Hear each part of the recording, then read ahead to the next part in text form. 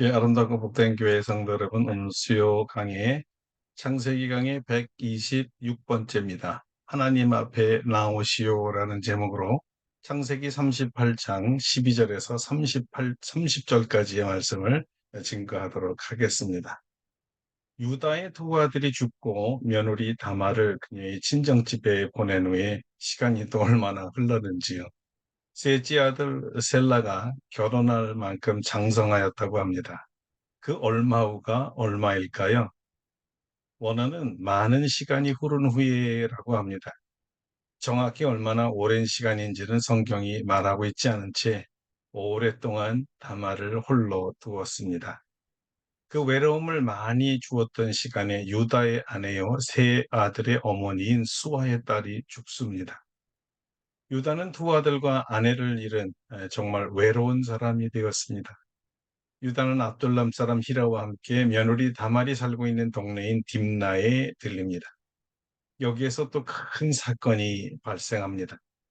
누군가가 다말에게 시아버지가 동네에 왔다는 말을 들려주었습니다. 사돈인 수아를 만나러 온 것이 아니었습니다. 더욱이 며느리 잘 있나 보살피려는 것도 아닙니다. 유다는 양들의 털을 깎으러 왔습니다. 여전히 며느리에게는 무관심하였습니다. 자기 아들을 죽인 여인쯤으로 생각한 것 같습니다. 전혀 셋째 아들을 줄 마음은 없었습니다.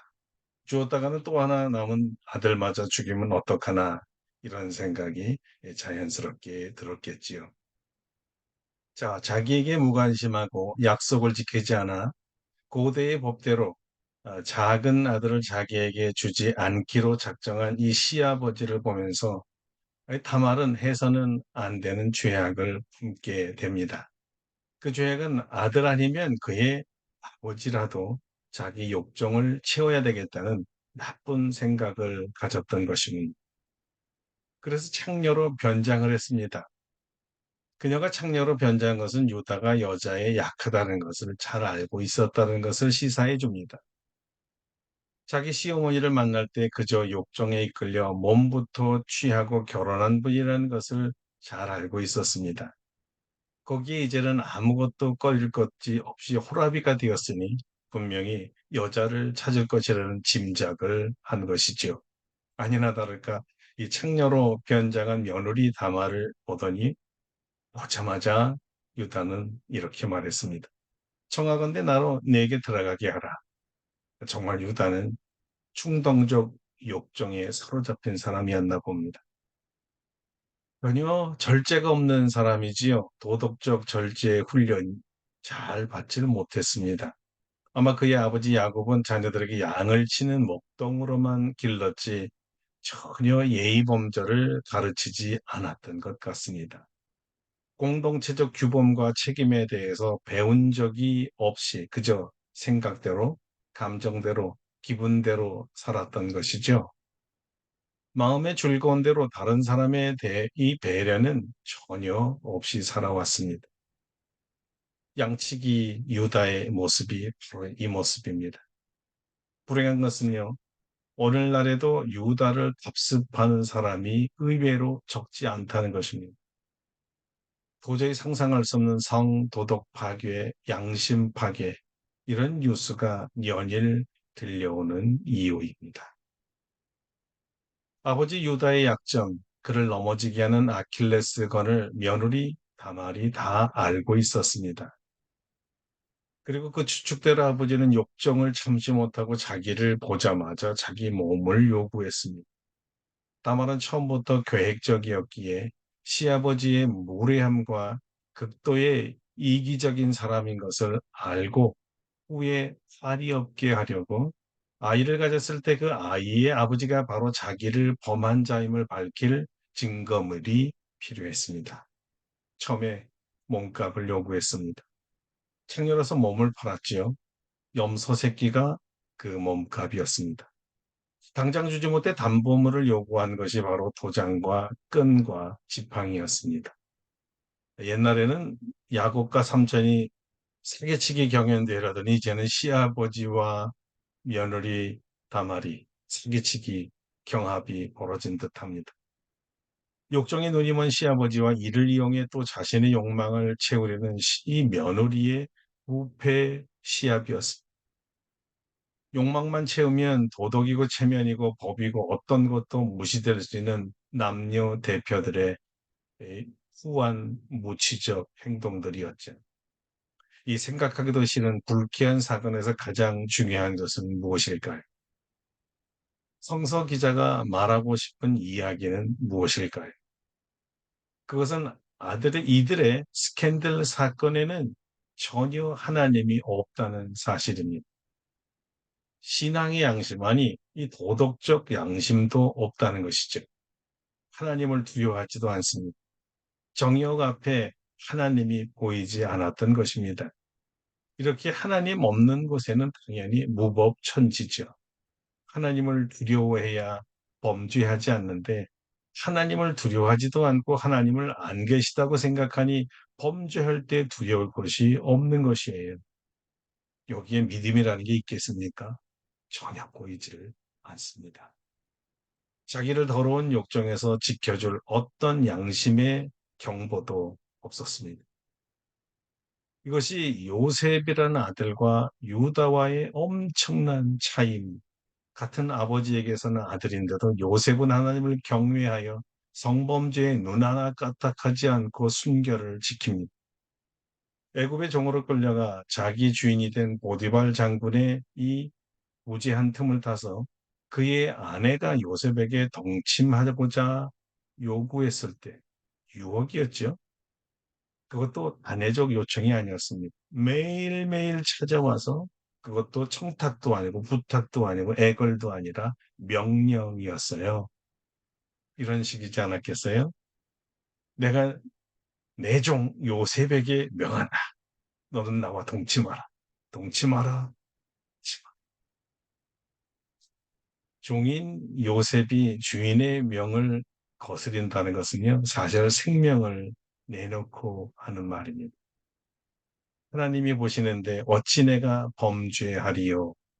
참 멋있어요. 이런 사람이 하나님을 경외하는 믿음의 사람, 세상과 구별된 하나님의 사람입니다. 순결과 정절을 생명보다 더 귀하게 여기는 거룩한 사람이죠. 요즘 사람들에게는 전혀 씨알도 먹혀 들어가지 않는 말이기도 하고요. 간통죄가 법정으로 사라진 이 시대에 뭘 더 말할 수가 있겠습니까? 유다는 미리 현대를 살아가는 과거의 사람이었나 봅니다. 그에게는 간통 또는 간음, 행음이라는 것이 전혀 문제가 되질 않았습니다. 세상과 구별된 것이 전혀 없었습니다. 그래서 믿음의 사람 요셉과는 달리 유다는 하나님이 보이지 않는데 내가 욕정을 참을 이유가 무엇인가? 이런 생각을 했던 것이지. 그래서 며느리를 욕구했던 것이고요. 요셉과 유다가 얼마나 대조적입니까? 이것이 하나님을 경외하는 신실한 신앙인과 하나님을 알면서도 하나님을 무시하며 살아가는 이름만 신앙인의 차이요. 아예 하나님 없이 살아가는 무신론자들과의 차이입니다. 고대는 어떤 물건의 소유자가 누구인지 확실하게 알 수 있는 증거물이 다름 아닌 도장이었습니다. 고대의 인장을 말하는데요. 손가락에 끼고 다니기도 하고 목에 걸고 다니기도 했습니다. 지팡이는 자기들만의 표시를 했기에 누구든지 이 물건을 내놓으면 주인이 누구인지 대번에 알았습니다. 욕정을 다 푼 뒤에 유다는 약속대로 몸값을 치르려고 책녀를 찾았지만 있을 리 없었습니다. 처음부터 창녀는 없었으니까요. 무엇인가 말로는 표현할 수 없는 불안감을 감추지 못하며 유다는 부끄러움을 당하게 될까 봐라는 여운을 남기면서 이 일을 땅에 묻어두고 싶어 했습니다. 3달이 지났습니다. 누군가 며느리 다말이 행음했다고 전달해 주었습니다.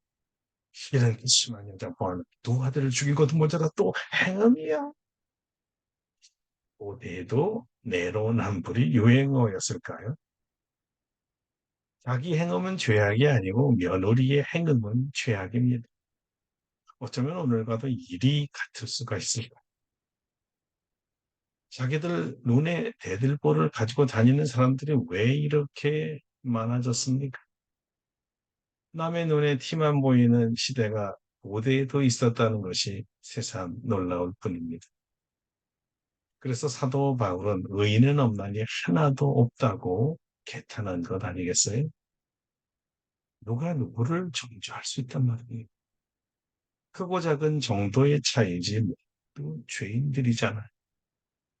하나님 이외에 죄를 심판할 사람이 단 한 사람도 없습니다. 모두 죄인입니다.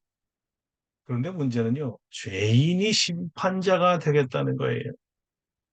유다는 결코 심판자가 될 수 없는 이미 죄인이었습니다.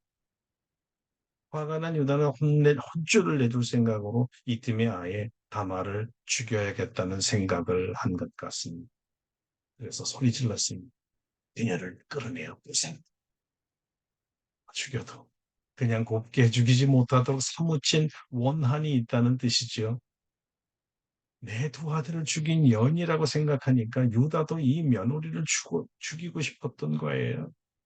그런데 그 간음한 여인이 한 말이 도리어 더 불살라 버려서 이 심령을 불태워 자기를 죽이는 거 아니겠어요? 이 묽은 임자가 나를 보면나이다. 겠어요. 이잖아요. 그는 얼굴이 붉어졌습니다. 불이 난 듯했어요. 그리고는 하는 말이 겨우 그녀가 나보다 옳도다. 이게 전부였습니다. 여기에 힘이라는 게 또 보이지 않습니다. 수아의 딸을 건드릴 때는 적어도 결혼을 해주었습니다. 그런데 여기서는 자기가 건드려 놓고 아무 책임을 지지 않겠다는 거예요. 속았다는 분노 위에 어떤 조치도 없습니다. 여러분, 이 사람이 유다입니다.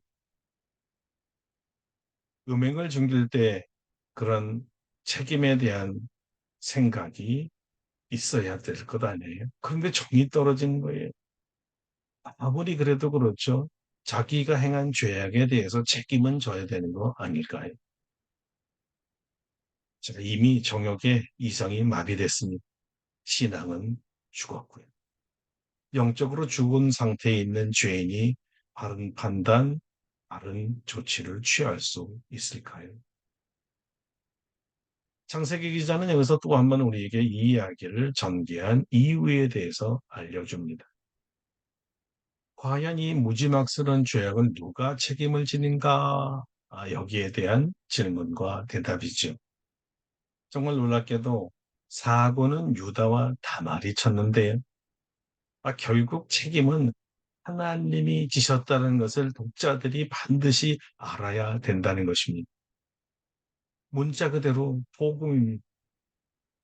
죄인들에게는 이보다 더 큰 이 복음이 없다는 것을 알아야 되겠어요. 정말 하나님이 책임지시는 거예요. 명불허전이지. 하나님이 이런 사고 뭉치들을 통해서도 여전히 자신의 약속을 이루어가고 있었던 것입니다. 여러분 이것을 알아야 된다는 우리가 잘나서 사고 치는 것 그냥 넘어가는 것 아닙니다. 하나님의 약속 때문이었습니다. 하나님의 자녀가 되고 하나님의 백성이 된다는 게요. 이렇게 좋은 것이었어요. 무슨 말이냐면요. 우리의 실수와 사고에도 불구하고요. 뒷수습을 하나님이 해준다는 말이거든요. 죄를 더 지어도 좋다는 말이 절대 아닙니다. 죄를 지으면 안 되죠. 하나님을 사랑하는 자녀라면 절대 하나님 앞에서 범죄하지 않으려 합니다. 오히려 하나님을 기쁘게 할 일만 행하게 되지요. 그럼에도 불구하고 철없이 하나님의 뜻을 어기고 어떤 두려움도 없이 담대하게 죄를 지은 자들도요, 하나님께서 용서하십니다. 여전히 범죄하기 이전과 똑같이 그 죄인들을 사랑하시는 분이 바로 우리 하나님이신 것을 알라고 성경은 말하고 있는 것입니다.